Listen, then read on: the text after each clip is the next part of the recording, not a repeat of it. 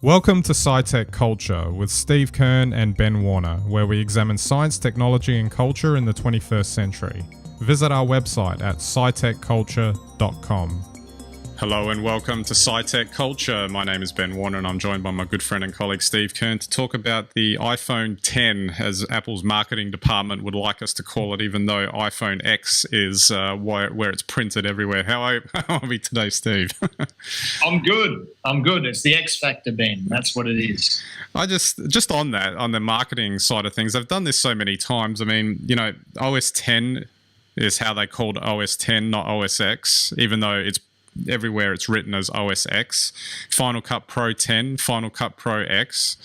Are they deliberately causing confusion in their marketing angle on any of this stuff?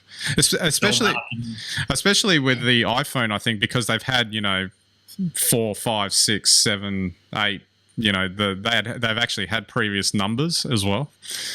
Yeah, well, I guess it's just, finally they've got everything to 10, haven't they? Yeah. Exactly. They skipped the number 9 for whatever reason. Interestingly, Microsoft skipped the number 9 for its version of Windows as well. It went from 8 to 10. Yeah. What's Samsung going to do? Yeah. S9? They all like to copy these things, don't they? And maybe they'll go to the SX. Yeah, exactly. So we'll have a bit of a discussion about the iPhone X. This isn't a review because we don't have the phones ourselves. I'm not going to be buying one. I'm pretty sure you're not going to be picking one up either.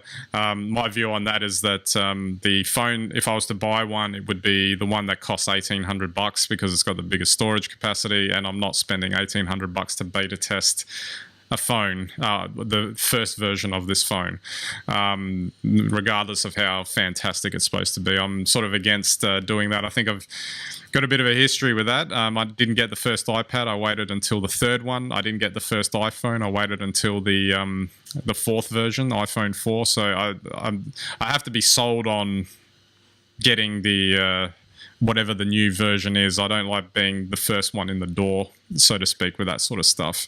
Even though I'm sure, it works fine, but you want them to put like the 100 times amount of improvement they're going to put into it after people have been using it for a year, kind of thing. Well, that's right. And it is a whole new product. So I guess that's what's really interesting about it. I mean, the reason I wouldn't go to it is I'm not ready for it. So, I think actually it seems from all the reviews and what I've seen of it to be a really good phone if you want to go there.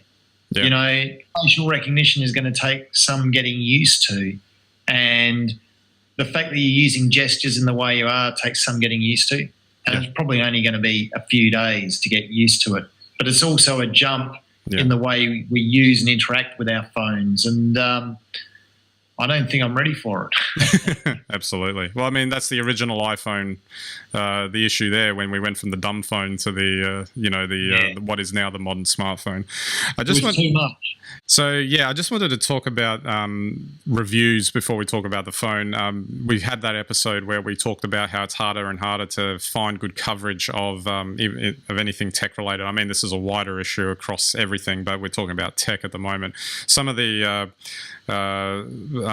reviewers that I've been following and journalists, I'm actually finding it a lot harder to listen to them now because they're falling into either say the Apple camp or the non-Apple camp, and the Apple guys are starting to take on a fanboyish approach to this. And the Windows guy, for instance, that I followed, as soon as he finds anything that's negative about, say, an Apple product, he'll jump on it.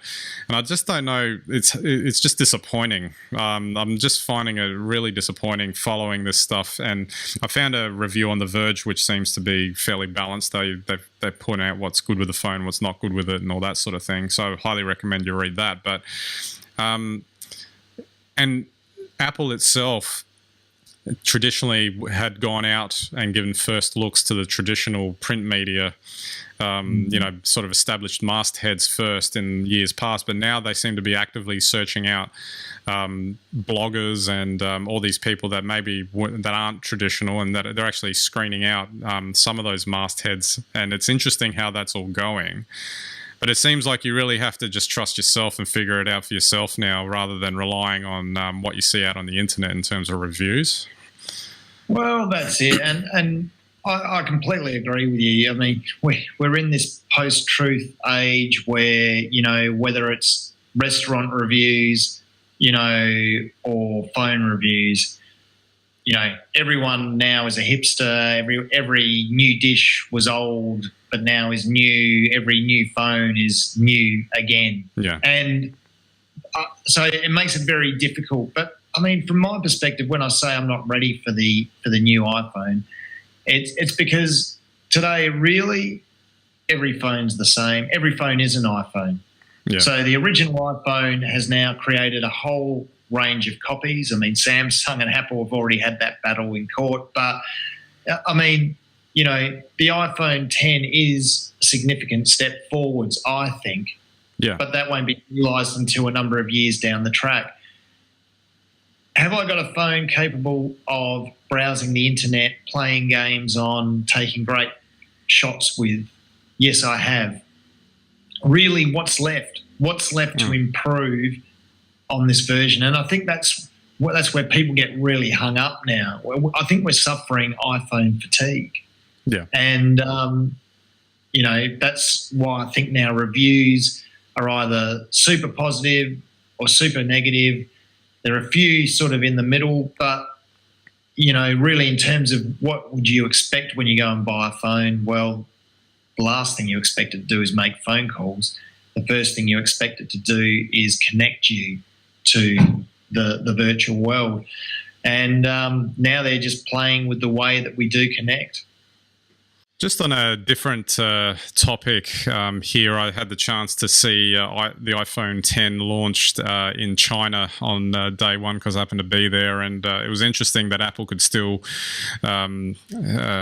whip everyone into a frenzy over it. There were big lines and all that sort of thing, which apparently haven't happened for a few years in terms of this. But what struck me is that they still seem to have it, because after day one, within the first couple of days, just walking around on the street, I saw them, people using them. They became ubiquitous, and for all the talk of the production delays and there would be a shortage of available units to sell and all that sort of thing, unless they ship them all to China, of course. It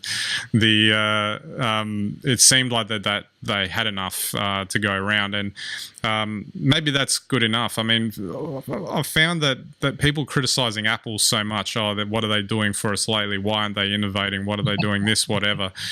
Yet they sell, whatever it is, 70 million iPhones a quarter or something. Are you telling me that they're hurting right now?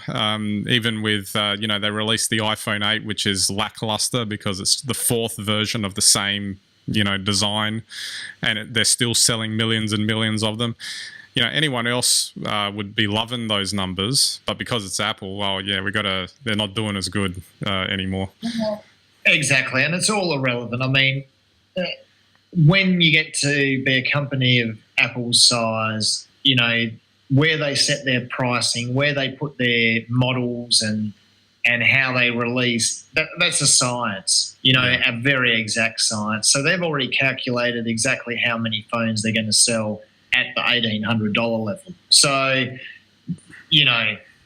I'm not worried about Apple. I think Apple's doing just fine. And I think it's us that are the problem. People now want something new after 10 years. And I think, as we often say, the tech market is just struggling to deliver it, because the next new thing is not going to look like any of the things we've got today, which was just how radical the original iPhone was. And just finally, I just wanted to give a few thoughts, since I was able to hold one for a little while in the Apple Store in China, and I did, I'll admit I did like it. The screen was, particularly the OLED screen, was that much better than, even though the screens on the iPhones are pretty good anyway, but this was just that much more vibrant and rich to look at. the horns issue, you know, the ears that it has at the top, aren't as distracting as what I thought they would be. It is a bit of an odd design choice. It makes it obviously look like an iPhone. You know, you're not going to mix it with any of the other phones that are out there. That screen was pretty good, and I did like the fact that it's a standard size iPhone, but it's got almost a plus size screen inside the same body. That was an attractive thing too. But there's things that I have concerns with about the fact that they ditched Touch ID for Face ID, which they're saying works a whole lot better. The Verge review basically said it mostly works most of the time, but there are times when in certain conditions that it doesn't, and it's not quite as convenient as Touch ID because you have to point it at your face in some scenarios, which I think I actually like using my phone to pay for things, and if I have to lift my phone to my face to do that, it seems a bit odd, whereas if you're using your fingerprint you can hold it in any sort of angle and it's fine. I'd want that to improve before diving into something like this. But apart from that, I mean, I think there are other aspects to it. Some of the AR capabilities that I think they're going to start building into this series of phone in the coming years could be quite interesting. It becomes a window into an augmented reality thing that you can see through your screen. That sort of thing that could be quite interesting. Just on the facial recognition, because theoretically they could have given you a fingerprint scan choice or facial recognition.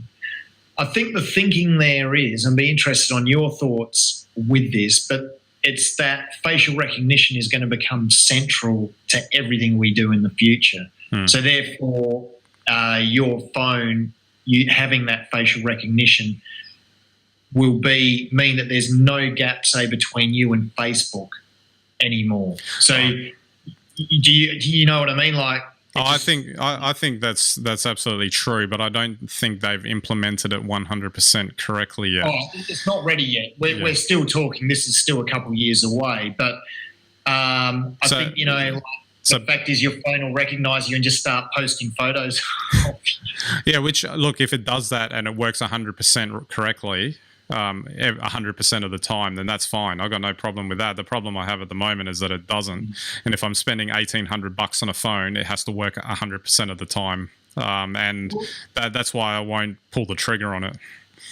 Oh, no, of course not. And your payment thing is a really interesting scenario, because that's something where physically you have to point the phone. If you have to unlock it first by staring at your phone, yeah, that's not frictionless. No, that's right. So I think it's got potential to turn into something quite interesting, but I'm wondering if it's a bit like the original iPad and then the iPad 2, where the iPad 2 was substantially more improved compared to the first version. And I'm wondering if the next version of this phone is going to be like that. I think undoubtedly it will. As I said, I think this is a game-changing phone, but it won't be recognised until a couple of years down the track. Yeah. Do you think facial recognition is going to take off? Yeah, if there are no issues with it, working. Like anything, it actually has to work properly for people to use it. And I don't, obviously the privacy advocates or whatever will be upset, and all the conspiracy theorists and all that, but just your regular people using it, as long as it works and it doesn't cause them a problem, it'll probably become quite widespread. With the data that they're probably getting out of the iPhone 10 at the moment, I think it'll only be a few months before it works perfectly. Yeah, absolutely. All right, Steve, we might wrap it up there. So don't forget our website, scitechculture.com. You can get all of our links and content there. Subscribe to our channels, YouTube, Vimeo, etc. And we've also got our RSS feed, so you can listen to us on your devices and whatnot, however you want to catch us. So we've got an available channel for you. All right, so that's it for this episode. We'll catch you next time.